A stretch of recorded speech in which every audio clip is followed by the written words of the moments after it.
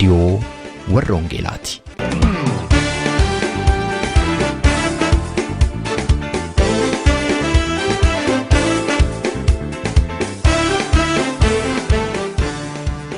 Reediyoon warra Wangeelaa tokkummaa waldoota Oromoo warra Wangeelaa Awurooppaatiin qophaa'e torbanitti si'a tokko guyyaa Sanbadduraa dhaggeeffattoota biyyootii gaanfa Afrikaaf naannoo isaatiif akka lakkoobsa sa'aatii Itoophiyaatti galgala sa'aatii 12 hamma sa'aatii 12:00 dambalii gabaabaa kiilooheerzii 15,515 yookaanis meetir baandii 19 irratti dhaggeeffattoota kibbaaf giddugaleessa Awurooppaatiif immoo akka lakkoobsa sa'aatii giddugaleessa Awurooppaatti galgala sa'aatii 21 hamma sa'aatii 21:00 dambalii giddugaleessaa kiilooheerzii 1,355 irratti kan isin qaqqabu tamsaasa Wangeelaati.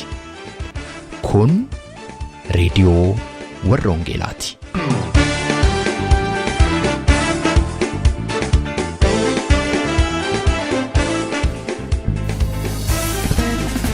Arjuma jalloota ite kan gombisu Asiddoo aarsaa kee jannaa qulqulleessu abaaree gorsuudhaaf jedhee kan qaqqabu akka gooftaa Yesuus aboof aangoo qabu akka Fiiniyaasii kan gara sa'aaru eeffa ejjitoota kan waleerra tolu harralleen fakkaannaa yemmuu wajjin nyaannu guyyaan tokko jira garuu kan gargar foonnu yoonis lol taasise seenaan jalaan wanta gaarii goone akka wareegamnu Harka fuunee attam jirtuu jaallatamtootaaf kabajamtootaa dhaggeeffattoota keenya guyyaan har'aa muddee 26 bara 2015 si'a ta'u ayyaanni yaadannoo dhaloota gooftaa keenyaaf fayyisaa keenya Yesuus Kiristoos kutaawwan addunyaa hedduu keessatti guyyaa kaleessaa kabajameera. As biyyan keessa jiraadhutti immoo guyyaa har'aayyuu kabajaa jirra isa kaleessaatti dabalee jechuudha. Itoophiyaa dabalatee biyyoota kalaandara Juuliyaanii hordofan biratti garuu kabaja ayyaana kanaatiif ammayyuu guyyaa muraasa tofa. Dhaggeeffattoota keenya ayyaana kanaa kabajaa jirtan kanneen kabajanii dabartan akkasumas immoo kanneen sichi kabajaniif ayyaanni kun kan nagaaf kan gammachuu barri haaraan fuuldura keenya jiru immoo kan mo'ichaaf kan milkaa'ina akkasiniif ta'u isiniif hawwina. Mee gara qabiyyee sagantaa keenyaa har'aa isin beeksisutti tun hin ce'in fuuldura ayyaana dhalachuu gooftaa keenyaaf fayyisaa keenya Yesuus Kiristoos ilaalchise sagalee gabaabaa tokkoon Wangeela Maatiyos boqonnaa 2:16 isinii dubbisa. Sagalichis akkana jedha. Warri ogeessotni sun akka isa gowwomsan yemmuu hubatee Heroodis baay'ee aare. Akka yericha isaa warra ogeessota sanarraatii gaafatee baratettis Beetlihemiif naannoo ishee hundumaa keessa ijoollee dhiiraa waggaa 2 guutan yookaan isaa gadi ta'an hundumaa akka ajjeesaniif namoota hin ergee jedha. Bara Yesuus dhalate keessa Heroodis inni mootii ta'ee taayitaa irratti ture kun waa'ee dhalachuu Yesuus yemmuu dhaga'e baay'ee raafame jedha sagalee Waaqayyoo. Mootii ta'ee inni dhalatu kun taayitaa kootiif farra cimaadha jedhee waan yaadeef mucicha isaa fayyisaa biyya lafaa eebba namoota hundumaa ta'ee dhalate ajjeesuu barbaade. Isa Waaqayyoo saba isaattiin fayyisuudhaaf baroota fuuldura yaadaan qabe yeroon isaa ga'etti immoo as baasee mul'ise akeeka kana karaatti hambisuu barbaade. Kanaafis gara jabina guddaadhaan daa'imman naannoo sanatti bara sana keessa dhalatan walitti qabee ajjeese jedha sagalee nuun amma dubbifanne. Garuu Waaqayyo isa dursee ergamaa isaa ergee Yoosefiin mucichaaf haadha isaa fuudhiitii gara biyya Gibxiitti gadi bu'i jedhee waan itti himee tureef akeekni Waaqayyo akka yaadametti itti fufuu danda'e. Kanarraatii kan nuti hubannu du'aaf ajjeechaan dhiiga dhangalaasuun hidhaaf gidiraan kamiyyuu isa Waaqayyo saba isaatiif yaade karaatti hambisuu akka hin dandeenyedha. Eeyyee yaada Waaqayyo homtuu karaatti hin hambisu. Egaa garaa qabiyyee sagantaa keenyaa har'aatti yommuu ceenu lubi Dooktar Tasgaraa Hirphoo torbee kan nuuf jalqaban barumsa sagalee Waaqayyoo har'atti uffatanii kan nuuf xumuran si'a ta'u gaaffiif deebii obboleessa keenya ogeessa muuziqaa beekamaa Malkaamuu Waliitiin torban lama fuuldura jalqabnee turre immoo har'aa kutaa lammaffaasaa qabannee dhiyaanneerra. Akkuma hundi keessan yaadattan mata dureen ergaa luba Tasgaraa inni torbee darbe itti gaafatamummaa jedha. Har'as mata duree kana jalatti kutaa lammaffaa barumsa kanaatti nuuf fufu. Addunyaa jal'inaan guutamte keessatti qoodni kiristaanotaa yookaanis itti gaafatamummaan waldaa kiristaanaa maali gaaffii jedhuuf qorannaa sagalee Waaqayyoo irratti hundaa'uudhaan deebii itti kenna barumsi kun. Yeroo firdiin jallatu, yeroo sabni miidhamu, yeroo abbaan humnaa akka barbaade isa dadhabaa miidhu kiristaanotni yookaanis waldaan kiristaanaa cal jettee ilaaltimoo waan gootu qabdi.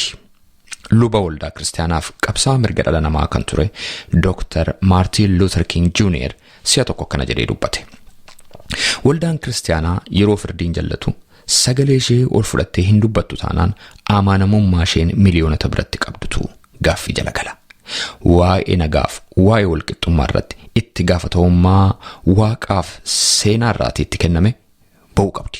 Yeroo waldaan kiristaanaa kana gootu ilmaan namoota waldaan kiristaanaa warra dukkana keessa jiraniif dhugumaan ifa ta'uu ishee hubatu jedheetu dubbii seena qabeessa dubbate.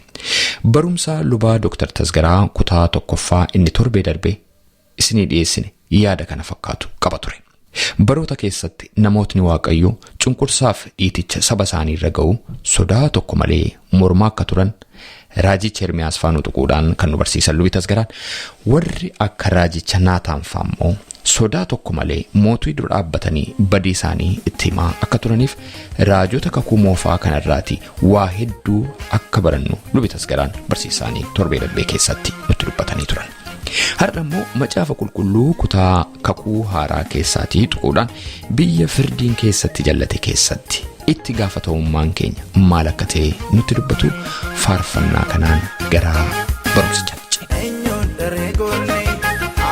Goliyaadiin kan rukutu waa'ee saba isaatiif naafa marrummaa isaa kan nyaatu gurmuun yaabbaate isaa kan guddanneef dhukumuusu gootni galagalchu loltuu diinotaa sarnu hiyyoomsu.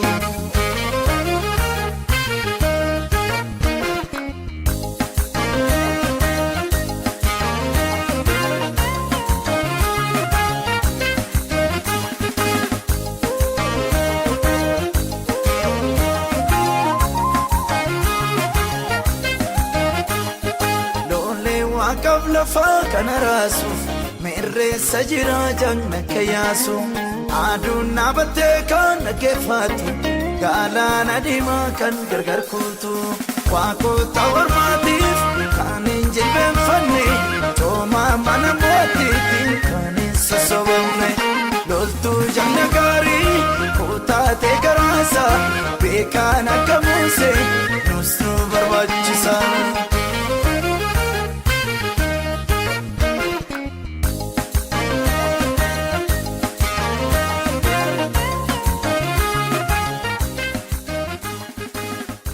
Kakuu haaraa keessaatiin wangeela Maatewos boqonnaa 14 yoo ilaalle 14 lakkoofsa 1 waa'ee Yohaannis Cuuphaa dubbata. Waa'ee Yohaannis Cuuphaa yommuu dubbatu Yohaannis kun Yesuus Kiristoos dura kan dhufee labsii dhufuuf kan jiru anarra kan caalu dhufuuf jira jedheettime. Namoota cuuphee, namoota qulqulleessee, namoota qopheessee Waaqayyoof hojii Waaqayyoo akka fudhataniif qopheessaa ture. Mootichi Heroodis immoo jallina hojjete. Niitii obboleessa isaatii fuudhe.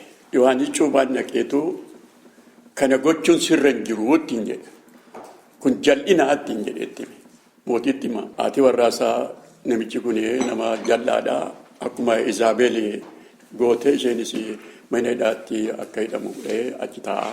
Seenaa isaa beektu irra darbeen siqtu waan xinnoo maqaadhaa. Gaafa ayyaana dhalachuu isaatiin ayyaaneffatu intalli isaa tokko sirbitee gammachiifnaan maalsii kennu innaan mataa Yohaannis Cuuphaa sana irraa muraati naa fidaa ittiin jette.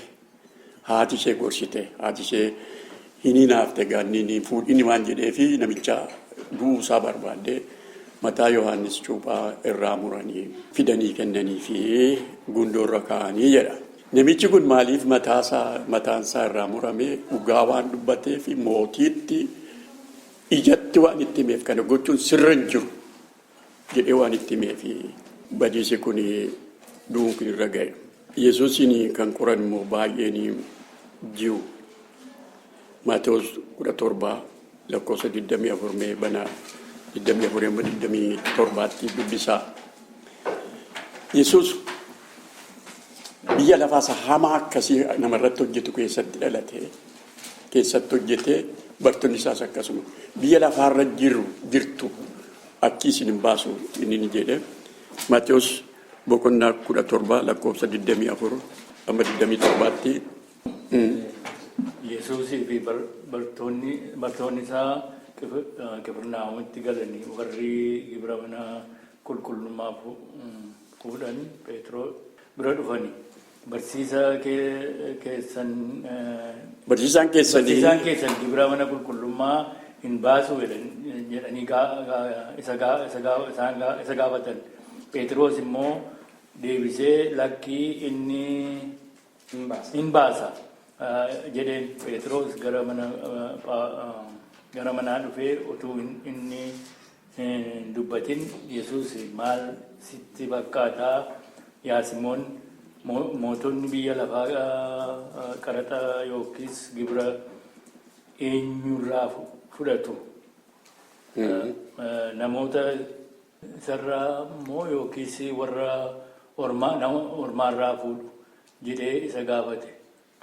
Pheexroos deebisee warra ormaarraa fudhatu jennaan Yesuus immoo yoos namoonni isaanin gaafatin namoonni hin gaafataman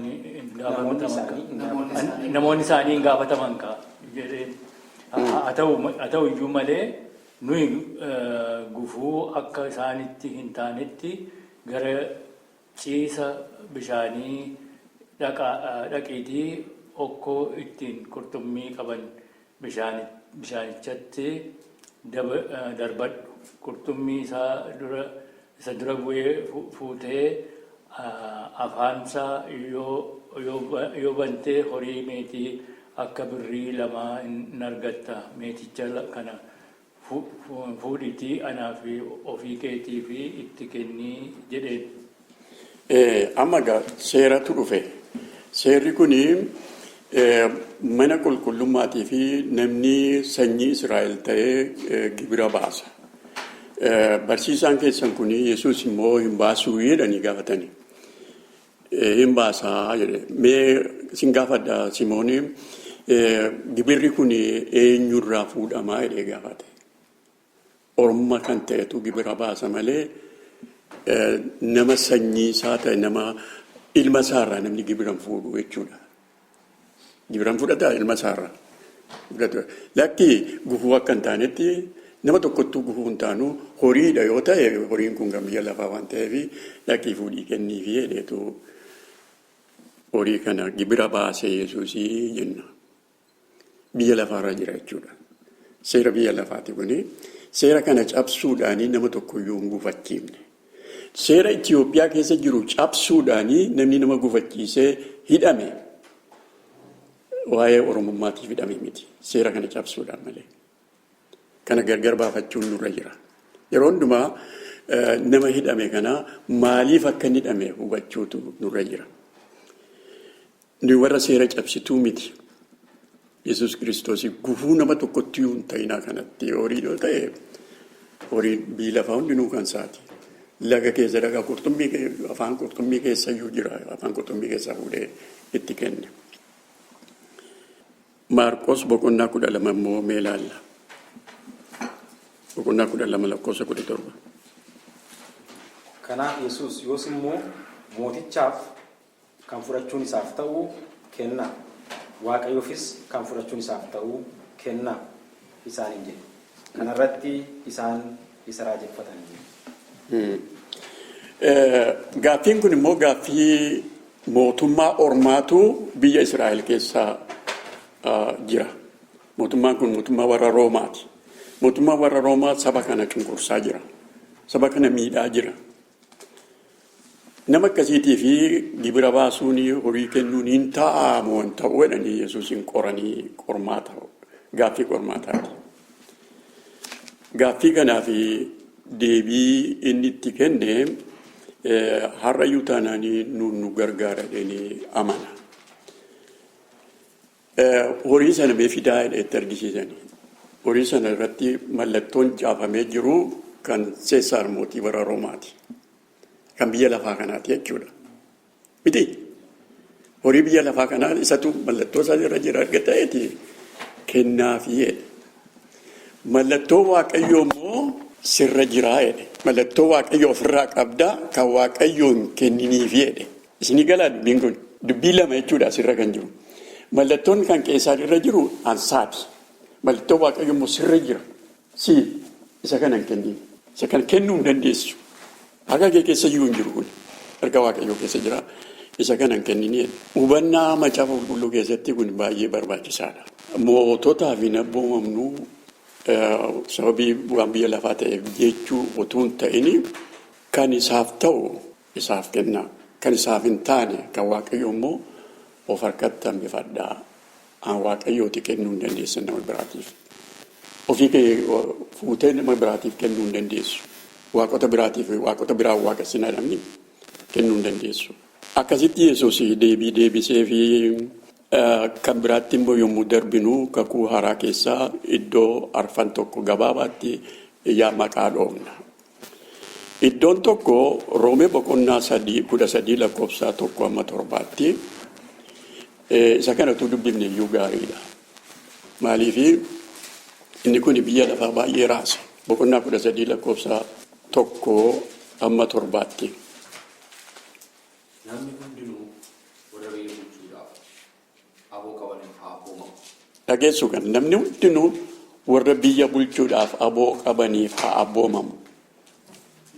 Fedha waaqayyoo malee aboo qabaachuun hin danda'amu. Warra aboo qabaatanis waaqayyootu achi isaan dhaabu. Kanaaf namni aboo kanaaf abboomamuu diduu waan waaqayyo dhaabee hin morma. Warra kana godhaniinis firdii ofirratti fidu. Namoota waan godhee hojjetan, namoota waan gadhee hojjetan malee namoonni gaarii hojjetan warra biyya seerratan hin sodaatan. Egaa atis aboo isaanii akka hin sodaanne godhachuu hin barbaaddaa? Yoos waan gaarii hojjetu. Akkasitti warra aboo qaban bira galata hin argatta. Isaan kun waan gaarii hojjechuudhaaf waaqayyo biraa siif kennaman. Ati waan hamaa yoo hojjetu garuu isaan hin sodaadhu. Isaan nama hamaa hojjetu biratti adaba waaqayyoo raawwachuudhaaf malee billaasaa ittiin adabuudhaaf itti kenname sana akkasumas hin baatu. Kanaafis namni adaba waaqayyoo duwwaadhaaf utuu hin ta'in yaada garaasaa cibsachuuf abboomamuun hin ta'a. Isinis kanaaf gibira baaftu. Warri aboo qaban kunis yeroo kana raawwachuudhaaf dhaabbatanitti waaqayyoo hojjechuu isaaniiti. Egaa hundumaaf waan isaan isinirraa argachuudhaaf mala baasaaf isa gibirri isaaf ta'uuf gibira, isa qaraxa isaaf ta'uuf immoo qaraxa isaa, sodaatamuun isaa ta'uuf immoo sodaatamuu, isa ulfinni isaaf ta'uuf immoo ulfina kennaafidha. Egaa ammas keessatti rakkinni namoonni itti dubbii kana hubatanii waan tokko malee gaaffii tokko malee haal duree tokko malee moototaa fi abboomamaa kan jedhamu itti hiikkatanii namoonni. South Africaadha maal jedhanii warri gurraachaa yommuu isaanii waa'ee kanaa waa'ee eenyummaa isaanii dubbatanii kunoo macaafa qulqulluu keessa jira abboomamaa jedhee abboomamaa jedhu. Haal duree tokko malee waan gaarii sabaaf hojjechuudhaaf waaqayyo achi isaan kaa'e malee isa hamaa immoo hamaa namarratti hojjetu adabuudhaaf achi isaan kaa'e malee nama miidhuudhaaf achi isaan kaa'e miti jechuudha. Kana gargar baafachuun barbaachisaadha. Kanaaf gibira baaftu jedhe. Maaliif karaa kan hojjetu maali? Mana barumsaa kan dhaabu maali? Mana qorichaa kan dhaabu maali? Wanta biyya sana keessa jiru kan sirreessu kan qajeelchu maali? Yoo mootummaan tokko jiraateedha. Mootummaan hin jiru yoo ta'e hin dhuma namni. Poolisiin kun nama eeguudhaaf kaa'ame malee nama irratti waan hojjechuudhaaf miti. Waan gaarii hojjechuudhaaf kaa'aman. Kanaaf isaaniif abboomamaa gibiras baasaa jedha. Pheexroosis akkasuma boqonnaa isa duraa boqonnaa 2:13-14 irratti kan dubbata. Waa'ee kana Pheexroosinis dubbisaa isa booddee kan dhufu laalla. Boqonnaa 2:13-14. Gooftaadhaaf jedhaatii harka warra aboon kennameef jala of galchaa. Mootii isa hundumaa irratti aboo qabuuf aboomama. Warra abboota biyyaa ta'anii namoota waan jal'aa hojjetan adabuudhaaf, namoota waan qajeelaa hojjetan immoo galateeffachuuf isa biraa ergamaniifis aboomama. Namoota waan jal'aa hojjetanii adabuudhaaf, warra waan qajeelaa hojjetan immoo galateeffachuudhaaf achi taa'u jechuudha. Waaqayyo kanaaf achi isaan kaa'e. Amma namni tokko dhufee qabeenya kee hate. Namni kan irratti faradu hin jiru yoo ta'e attam goota. Rakkina namni hedduma argatti yoo sireebi yoo si ajjeesi nama tokko ajjeesee mana isaatti galee taa'e. Sirriidhaa kun namni kana qajeelchu jiraachuu qabaa biyya tokko keessatti biyyi tokko kana qabaachuu qabaa jechuudha. Garuu warra jalina hojjetan kan adabu, warra gaarii hojjetan kan galateeffatu, warri biyya bulchan kana ta'uutu isaan irra jira kan jedhudha. Roomeenis kana dubbatee warra Roomaatiif immoo caafee Pheexroosis kana jedhe.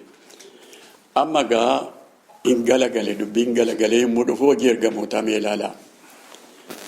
Kun egaa namoonni kan amma fudhatanii ittiin jiraatanii haal duree tokko malee mootota hundumaaf abboomamaa nama aboo qabu abboomamaa kan jedhamu kanatti hiikkatanii taa'u. Barri kun bara attamiiti yoo jettanii bara mootummaan Roomaa Yerusaalemii jalqabee hamma biyya Roomaatti karaa tolchee seera tolchee wangeela lallabuudhaaf haalli mijaa'an biyya sana guutummaa biyya sanaa keessa tureedha. Kanaaf akkasitti caafamee jira. Garuu haalli kun yommuu diddiiramu attam ta'a. Mootonni yommuu saba irratti ka'an attam ta'a. Hojii ergamootaa mee ilaalaa. Hojii ergamootaa keessattiyyuu boqonnaa 4:19 irratti boqonnaa 5:29 irratti yommuu mootonni warri biyya bulchanii dhiisaa lallabina Yesuus jettan kana dhiisaa yommuu isaan jedhanii siif hin abboomamnu Waaqayyoof abboomamna. Iddoo kanatti kana dhiisaa yommuuti jettu Waaqayyoon dhiisuu hin dandeenyu si dhiibna siif hin abboomamnu malee hin jedhan. Wangeelli wangeela fayyinaati, wangeela nagaati, wangeela araaraati, wangeela jaalalaati. Kana dhiisaa isaan ittiin jedhanii Pheexroos fa'aa Yohaannis fa'aa lakki jedhan. Kana dhiisuu hin dandeenyu namaaf dhaga'uurra Waaqayyoo dhaga'uutu caala. Kunis macaafuma keenya keessa jira. Kana ilaaluu nu barbaachisa. Amma inni dubbii cimaanii mul'ata Yohaannis boqonnaa 13 irratti argama. Mul'ata Yohaannis boqonnaa 13 kana irratti yoo dubbiftanii mootiin warra Roomeedhaa yeroo sanaa kiristaanota gorra'aa jira. Ajjeesaa jira. Pheexroos fa'aa, Phaawulos fa'aa yeroo mul'anni Yohaannis caafame isaan ajjeefamaniiru. Ari'atamuun biyya hundumaa keessatti kiristaanota irratti ka'eera. Maaliif? Yesuus gooftaadha jedhani. Mootii warra Roomee ana gooftaanii jedha. Attamitti gooftaan na biratti argama, na dura dhaabachuu danda'a namni jedha. Kanaafi kiristaanota walitti qabee biyya lafaarraa akkasiin baddu godhe. Yeroo akkasitti maal jedha mul'ata Yohaannis attamitti waa'ee moototaa dubbatee dubbiftanii manatti galaa dubbisaa bineensaa jedheen. warri akkasitti nama gorra'an bineensaa jedhan ergamoota seexanaatii ittiin jedhu. Yeroo namni Waaqayyo achi isa kaa'e saba gargaaruudhaaf saba geggeessuudhaaf achi isa kaa'e yommuu deebi'ee bineensa saba isaatti ta'u yommuu gorra'u yommuu ajjeesu yommuu bineensa duratti darbatee bineensi tamsaasee lafee isaa caccabsu ilaalu bineensa ergamaa seexanaatii ittiin jedhu mul'ata Yohaannis. Macaafota caafaman kakuu haaraa keessaa isa dhumaati kun yommuu kiristaanota mootiin kiristaanota ari'atu kana jedhu. Mootummaan kiristaanota ari'atu mootummaan nama ari'atu kiristaanota qofaayyuu tun ta'anii mootummaan saba itti kenname bulchuudhaaf itti kenname ari'atu bineensa nyaataa jira saba kana balleessaa jira. Egaa mee kanumaan nuunan dhaabaa amantoonni macaafa qulqulluu kanaa akkasitti yoo dubbisanii maal jedhu laata attam yaadu laata kan jedhan yaade. Deebii ittamii kennina kanatti yoo inni Waaqayyoo achi kaa'ee biyya bulchuudhaaf waan gaarii hojjechuudhaaf achi kaa'ee waan hamaa hojjete maal jennaa maal deebifnaa kan jedhuun gaaffii akkasiiti kana nama qabadhee dhufe. Spiritual challenge, social and political challenge itti gaafatama lamatu jira. Karaa wangeelaa maal jennee namatti dubbannaa wangeelli keenya isa kana maal jedha amantiin keenya maal jedha. Jechi tokko yeroo warri dargiidhaa nu miidhanii guddina tumsaas ta'ee seminaaras goonee kan irratti dubbatame evil is not only the human heart but also in the social structure. Hamminni garaa namaa keessa utuu hin ta'in akka itti hawaasi tokko jiraatudha. Jechuun hawaasa tokko attamitti jiraachisaa danda'a mootiin kun biyya bulchu kun. Hammina achi keessa jiru kana arguu dandeenya. Hammina achi keessa jiru kana ija jabaannee dubbannee diddiiruu dandeenya. Waa'ee diddiiraadha dubbatee ture Lugeetaan. Of diddiiraa jedha. Otoo of hin diddiirin biyya lafaa diddiiruu hin dandeenyu jechuudha. Amma gaayaanni keenya isa raajoon dubbatanis isa Yesuus jedhees isa ergamoonni isaa jedhanis isa mul'anni mul'ata Yohaannis keessatti argamus kan hundumaan walitti qabnee yoo ilaallee itti gaafatama guddaatu nurra jira.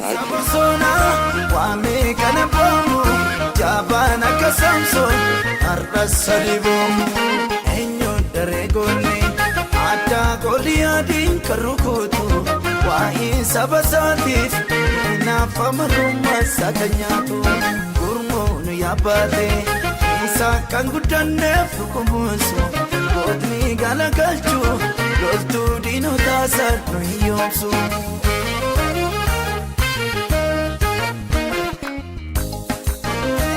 Kun reediyoo warra Wangeelaatii sagantaan keenyaa itti fufa. Meetir baandii 19 yookaan immoo kiiloo heerzii 15,515 irratti guyyaa sanbata duraa galgala sa'aatii 12 amma sa'aatii 12:00 kan isinii darbu tamsaasa kana YouTube irratti, SoundCloud irratti, karaa Facebook akkasumas immoo karaa websaayitii keenyaa hordofuu dandeessu. Websaayitiin keenyaa maqaan isaa www.uoece.org jedhama. Irraan isinii deebi'a. www.uoece.org jedhama. Dhaggeeffattootni keenya biyya Ameerikaa immoo itti dabalaan lakkoofsa bilbilaa 51824 irratti tola bilbiluudhaan akkasuma nu dhaggeeffachuu akka dandeessan isin yaadachiisa. Facebook irra jirra, laayikii nu tolcha, YouTube fi SoundCloud irras jirra, subscribe gochuudhaan karaa isinitti tolu nu hordofuu dandeessu. Kennaan waan hundumaa si harka maamnuu kaaftu jangna qaba kakka korroo mana keerraa kan deebisu Amaleki kan jilbeenfachiisu kana kadibooraa kana danutaatu dadhaabaa hirkifte wallaala gorsitu akka musee faaroo warra jibban qabne tokkummaa kan qaban maanguddoota dhabne eenyuun daree goone addaa godhi adiin kan rukutu waa'ee saba isaatiif naaf amarrummaa isaa kan nyaatu gurmuun yaabbaate isaa kan guddanneef dhukkumuusu gootni galagalchuu loltuu diinotaa sarnu hiyyoomsu.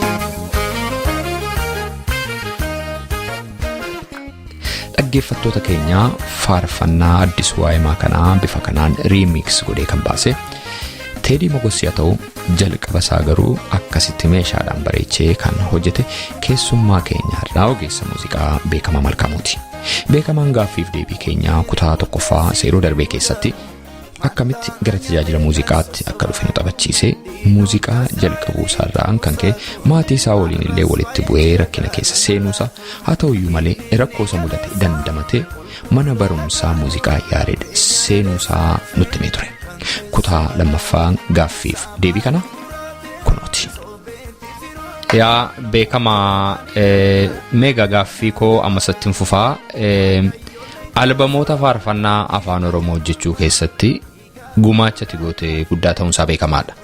Annayyaa dadhabaroota tokko keessaa CD'wwan ba'an kaaseetota ba'an irratti kan waraabe stuudiyoo keessatti kan qindeesse meeshaa kan taphate beekamaa Malkaamuutidha. Baay'ee isaarra hunda isaa jechuun hin danda'ama bara tokko keessa. Kanaaf mee hin yaadattaa hamma ammaatti CD meeqa yookaan albamoota meeqa yookaan faarfannoota meeqa meeshaadhaan qindeessiteetta meeqa stuudiyoo keessatti waraabdeetta isa kam faanu yaadachiisuu dandeessa. Yeroo darbe kana kaaseeroon si gaafadhu haadha manaa koo jinne lakkaa'uu jalqabnee deengaddaa 100 ol darbee naan jette mee natti himee kana. Tole egaa akkaataan itti hojii faarfannaa irratti hirmaachaa ture akkaataa tokko duwwaa miti. Yeroon itti meeshaa taphachuu duwwaadhaan hirmaadhe jira, yeroon itti waraabuu duwwaadhaan hirmaadhe jira, yeroon itti miiksii gochuudhaan, yeroon itti maastarii gochuu duwwaadhaan hirmaadhe jira. Kana hundumaa walitti dabalatee akkuma amma jettee haadha manaa koo wajjiniin teenyeetii ofuma wayirratti hundoofneetu hin ta'in meeqa hojjedhe meeqa irratti hirmaadhe jennee lakkaa'uu jalqabne gara 150 geenye. Isa booda taa'ee gaafa yaadadhu namootaan dagadhe namoota baay'eetu ture haadhuma. Isaan immoo nama tokko lama kanan hojjedhe jira. Inni gaafatti dabalamu immoo 150 iyyuu hin darbaa jechuudha. Baay'ee nama dinqa. CD albamoota natti maa jirtam? Albamootaan sitti maa jira? Faarfannaa gara faarfannaatti yeroo deebisnu kuma hedduu ta'a jechuudha kun. Faarfannaatti gaafa deebi'u CD guutuu isaa kanan hojjedhe jira. Faarfannaa tokkittii duwwaa kanan CD tokkorraa hojjedhe jira. Lakkoofsi isaanii immoo baay'ee ta'a jechuudha. Baay'ee nama dinqa. Yeroo sanaan akkanatti fakkaatutti isa fuunduraa kaaseettota yookaan kaaseetiin faarfannaa dhaga'amu baay'eensaa waraabbiinsaa hamma kanatti hin turre kwaalitiinsa. Teellana garuu yeroo isin jalqabdanii stuudiyoon sun baay'ee stuudiyoo ammayyaa natti fakkaata yookaan akkasinitti waraabdan baay'ee ammayyummaa waan qabu natti fakkaata hin geeddare. Egaa sana ati maal akka gootan tarii nutti himuu dandeessa. Attam ture mee isa mee natti himi? Egaa yeroon tajaajila waldaa keessatti tajaajilu irraa gara stuudiyoo keessaa yeroon hojii jalqabee kan baay'inaan kan socho'aa turani warra sinodosii dhiyaa yookaan immoo sinodosii boojii turedha jechuudha. Kan CD baay'ee oomishanii CD illee hin turre yeroo sana kaaseeta kan ture kaaseeta baay'ee oomishanii kan gabaatti dhiyeessaa turan isaan turanii. Isaan akkaataa isaan itti waraabaa turanii tape recorderii dhuma xixinnoo godhanii kiiboordii godhaniiti obbo Tafarii Aangosee fa'aa obbo Nugusee fa'aa Girmaa Mucaa jedhamu tokko fa'aa ta'aniiti hojjechaa turani. Hojii isaan hojjechaa turan baay'ee hojii guddaadha. Ani amma natti dhaga'ama namoonni yeroo isin faarfannaa Oromoo akkas gootanii faarfannaa Oromoo akkas sana gootan jedhan yeroo namoonni nu jeejanii isaaniidha nuuf ka'umsa kan ta'e jedhee tan dubbadha yeroo hundumaa. Egaa achirraa jalqabee gara haala sammaa irra jiru irratti gaafa dhufu utuu haala dijitaalii ta'een computerized ta'een utuu gara waraabuutti na deemin dura iddoo garaagaraati kan an deemee hojjechaa ture. Stuudiyoo Soolneetii jedhamu deemee hojjechaa ture. Isaanillee teelana keessa gaandaa'um isaan kompiitariidhaan iyyuu hojjetu turan isaanii. Jalqaba achitu hin deemin garuu Sagalee Misraachoo stuudiyoo Sagalee Misraachootti real tape isa beeta jedhee yaada.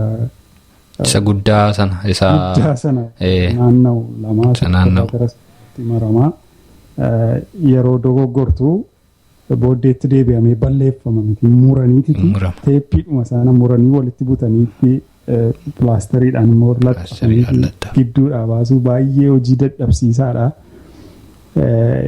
Gara sanatti ce'e teeppiirraati teep riikardarii gara sanatti guddatee achirraa immoo namicha musliima tokko Mahamud jedhama naannoo Markaatootii stuudiyoo qaba ture. Isa bira immoo deemnee gaafa hojjechuu jalqabnu inni immoo riiliidhuma sana ta'eetii maltii chaanal riikardingii fidee booddeetti deebi'anii balleessuurraa lafa dogoggortee kaastee akkati waraabduuf carraa nuu banuu jalqabe. Immoo amma yeroo Sagalee Misraachootti hojjennu qabu waraabda yoo ta'e faarfannaa lakkoofsa sadanuu isaa faarfataan sun sirriitti faarfatee atis meeshaa sirriitti taphattee lakkoofsa arfaffaa irratti godhattee dogoggortee hunduma isaa balleessitee tokkoffaarraa jalqabdee waraabda. Irra deebi'uu qabda. Irra deebi'uu qabda yeroo sana yeroo Sagalee Misraachootti hojjennu jechuudha. Hojii dadhabsiisaa. Mahamud sun immoo teekinooloojii xinnoo ishee irra caalaa fidee yoo dogoggortee lafuma dogoggorre duwwaa akka sirreessinu nu gochuu jalqabee maltaayii chaanaalii waraabaa yoo meeshaa lama namni tokko gitaara taphatee namni tokko kiiboordii taphatee lamaanuu keenya faarfataas waluma duukaa waraabuutti ka'ee achirraati gaa Soolneetiitu baname. Soolneet stuudiyoo naannaa Booleetti nama Lubbaabor natti fakkaatan abbaan qabeenyaa san nama keenyadha safaan keenya sinaasaa. Inni stuudiyoon kun banamee nan dhaga'an ture gaafa tokko sirriitti yaadadhu faarfataan jalqaba faarfataa fuudhee dhaqee afaan Oromoo waraabuu dhufnee jennaan simannaa gaarii gaa amma kanaatti badaan arganne akkuma beektu. Abbaan qabeenyaa sun nama sooressadha nama kaapteeniidha. Kaapteen Solomoon jedhama. Xiyyaarota mataa isaatii fa'aa qaba. Aviyeeshinii mataa isaatii qaba biyyaati. Gaaf dhufeeti karaa maskootiin ilaalee afaan Oromoo ta'uusaa dhagahee baay'ee gammadee nuun isa sodaachaa waraabuudhaaf dhaqne. Oromoodhaa? Oromoodha nama Lubbaaboriiti.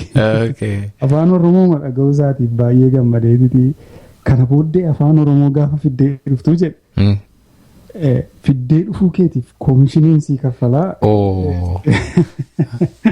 Gooftaan isaa eebbisu. Sii kaffalamu irratti dabaleeyyuu koomishiniin sii kaffala afaan Oromoo fiddee dhufuu keetiif naan jedhee. So achirraa jalqabee gaa isaan immoo kompiitariidhaan waraabuu kan isaan immoo haadhuma sagalee bareedaadhaan hojjetamaa meeshaan isaanii kwaalitiidha. Innis Kaapteen Solomoonis gaa biyya bakkeetti gatii deddeebiif teekinooloojii haaraa fidaa. Isa dhagaa achittanii waa'ee kan mataa kootii qabaachuu isa jedhu irratti hojjechuu jalqabee jechuudha. Tole. Gaa achi ka'ee gaafa kan mataa kootii qabaachuutti gaafan dhufu akkuma silasiin jedhee boqonnaa tokkorraa isa tokkotti gaafan darbu yeroo hundumaa diraamaa qaba kan koo. Amma stuudiyoo mataa kootii gaafan qabaachuuf ka'ee waan hundumaa pilaanii yeroo guru pilaaniin koo hundumti isaa yaada koo keessas jira waraqatarras jira. garuu horii samma tokko qabaa garuu eessaan fida meeshaa isaa eenyutu naa fida firan qabuu nama bakkeedha meeshaa kana naa gashuu danda'u nama na gorsuus hin qabu meeshaa akkasiitu siif gaariidha jedhee yoon dhaqee warra istuudiyoo qaban gaafadhee gabaa isaaniin irraa fudhadhaa. Asirratti gaa waa'ee gabaa fudhachuu irratti yoon waa sitti himee amma Boostaniin jira hiriyyaan koo tokko kan ana biratti muuziqaa taphachuu jalqabe waaq jiraa jedhama isaa jiniin deemnee see tokko waldaa beeteliitiis istuudiyoo qabu turan waldaa beetel ishee gullallee jirtu achitti yookaan aagee yookaan jireenyaaf dammituudha natti fakkaata faarfannaa isaanii hojjechuu deemnee suuta jedheedhuma ati achi keessaa waraabu kana booddeen dhufinaa nuun jedhe maaliif hin jedheen kana booddee gabaa keenya nurraa fudhachaa jirtu. Kana booddee dhufinaa baqaa jedhe. Maal gabaayyuu fidaa jirra nuunoo jennaan gabaa kan isin fiddanii warra istuudiyoof waldaadhaaf fiddu malee nu warra meeshaa taphannu gabaa keenya nurraa fudhachaa jirtu. Waldaa kiristaanaa keessa miti kun. Waldaa kiristaanaa. Haa ta'u gaa jennee. Anis egaa waaqayyo moogaa yeroo balballi tokko cufamu isa tokko banaa gara akkuma silasiin jedhe gara waldaa maamudii sana immoo dhannee islaamayyuu kaasee waaqayyo haala kwaalitii gaarii qabuun immoo hojiin itti fufe hojiin hin dhaabbanne jechuudha. Okay. Egaa gara isa kan kootiitti yeroon si deebi'u yeroo egaa meeshaa kan mataa kootii walitti qabachuu gaafan jalqabu akkuma siin jedhee nama kan biraadhaan mari'achuu hin danda'u maaliif hojii keenya sirraa hirmaachuudhaaf jedheen itti maa jechuudha meeshaa attamii bitadhu attam godhu gaafan jedhu. Namni akka gabaatti ilaala kana gadaatti ilaalaa jira. Akkana gadaatti ilaala namni gatii ta'ee fi gaafanii istuudiyoo mataa kootii banachuudhaaf yaalii gochaa ture egaa yaareedii already jooyinii godheeraa jechuudha yaareedii keessan jira. Yaareedii tii mucaanii wal baree tokko mucichillee amma beekamaadha baay'ee biyyatti daagmaawii alii jedhama Itoophiyaan aayidalii irraas akka jajiitii istuudiyoo mataa isaatiis qabaa sirba baay'ee hojjeta. Yeroo hundumaa nama tokko biratti abdattu caalaa nama oromaa namatti hin beekne nama fagoodha qabu waaqayyo sii kaasee hojii hojjetu. Waan sun meeshaan siin fidaa naan jedhe. Meeshaa siin fida gaafa inni naan siin ficha obboleessa qaba xaaliyaanidha meeshaa si fichisiisuu nan danda'a gaafa inni naan jedhu meeshaa attamii akkam fidu booliisaa wallaalee jechuudha. Isa booda kaataaloogii tokko innumti naa kennee kaataaloogii sana dubbisuu ilaaluun jalqabee wantan yeroo hundumaa as keessatti yaadadhu wanti na dinqisiisu tokko mucaa tokko waayiriin finfinneedha keessaa tajaajilu keessaatiin maaltu akka ishee kakaase hin beeku garuu mee kadhadhume nama kana wajjiniin jettee tajaajilaa zawudee jedhamu tokko wajjiniin akka kadhannuuf ruumii keessa nu gashitee nu biraa deemtee jechuudha. Tole. Kaataaloogii harka kootti baadheetan jira jilbeenfadhee kadhachuu jalqabne utuu kadhachaa jirru mucichi dhiyoo dhufe biyyaatii waan tokko hin beeku waan sidhu kaameeraa duwwaa arge nama harkatti kaameeraa waan elektirooniksii jedhamu keessaa jechuudha.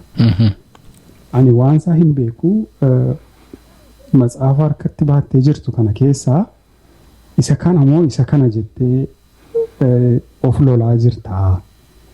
Waaqayyoo isumati jettu isumati yaaddu sanadha. Eeleen kee kan waaqayyo irratti buddeensi toshu naan jedhe. Baay'ee nama dinqa kun. Amazing. Baay'ee na dhibee amanuu dadhabeen akka inni irra naa deebi'u godhe. Ani hin beeku wanti natti mul'achaa jiru wanti natti argamaa jiru waan akka kaameeraati garuu diriiraadha naan jedhe. Wanti anaan immoo gaaffii natti ta'ee wanni jechaa ture miiksarii ture saawundi miiksarii bituu irratti ture gaaffiin koo.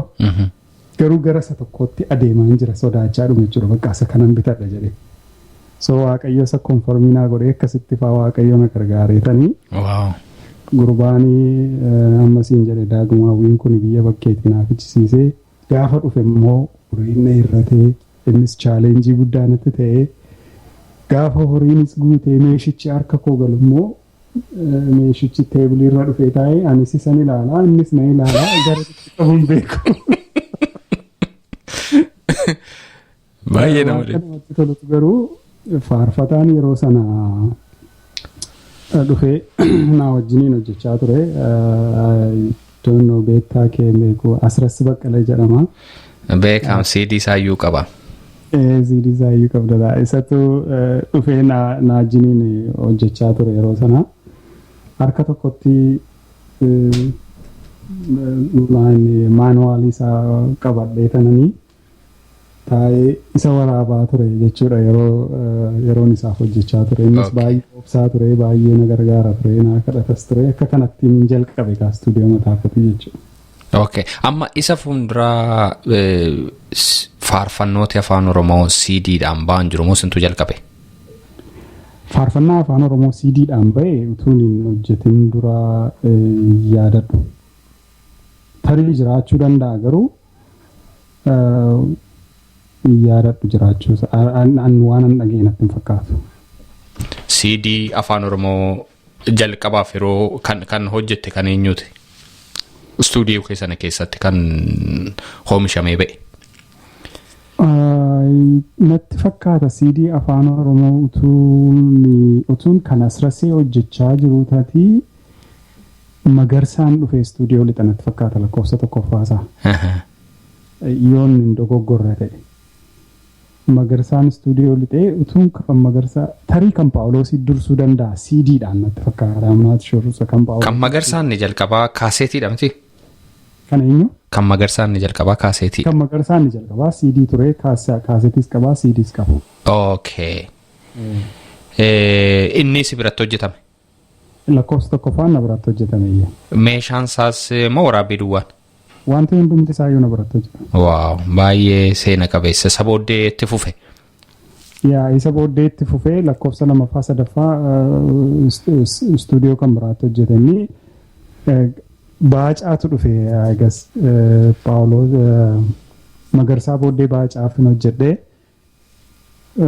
Baacaa booddee Addisuun faa kun gaa dhufanii jechuudha. Dinqee fi Addisuu Wadaajoo. Addisuu Wadaajoo. Faarfannoota manatti himte keessaa warratti jalqaba hojjette tarii kan Magarsaa tokko dhaggeeffattoota keenyaa fi affeerreetu kutaa kana sumarratti dhaabna kan kutaa isa taanutti immoo dabarra. Baay'ee gaarii. Ammatee bishaan maal jedhee gaarummaa waaqayyo naa qabuuf gaarii lakkoofsuudhaan harkisaa bakka galaa of hirkaan namu sagaraan naaf yaa'itaa tuuna naamanu sagaraan naaf yaa'itaa tuuna naamanu sagaraan naaf yaa'itaa. Namanu, sagaraan naaf yaa'itaa. Namanu, nama sibataa, jala jalataa, ana orubataa. Nama sibataa, jala jalataa, ana orubataa. Jesus, Jesus, Jesus, Jesus, Jesus, Jesus, Jesus, Jesus, Jesus, Jesus. Dhaggeeffattoota keenyaa kutaa sattaan torbee qabanneerra.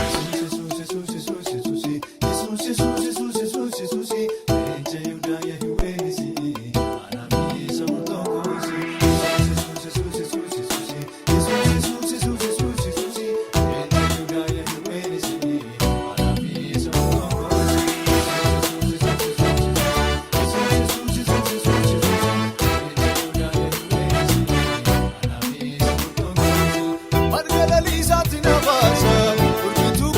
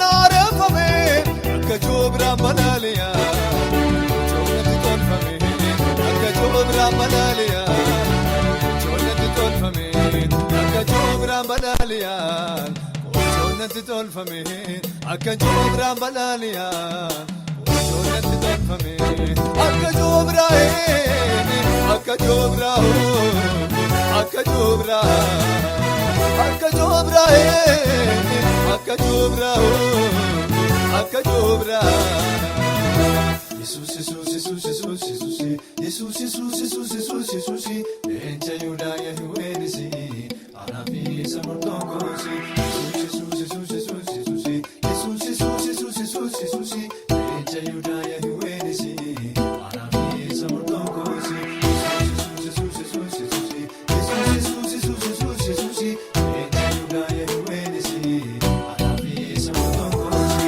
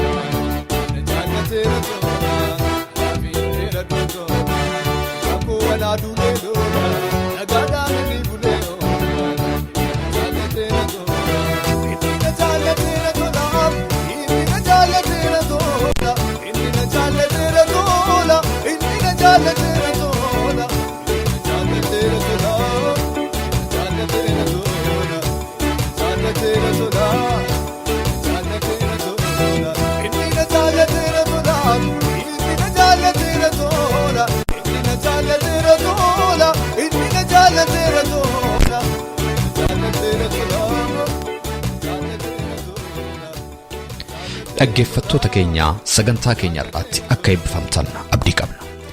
Waa'ee sagantaa keenya gaaffii yookaan yaada yoo qabaattaniif karaa teessoo xalayaa keenya rwtevelingsvine13 Oslo Norway jedhaatiin nu barreessaa yookaanis karaa iimeeyila keenya raadiyoowarrawangeelaa@gmail.com jechuudhaan nu qunnamaa. Torbee sagantaa biraatiin hamma walitti deebinutti nagaa waaqayyootiin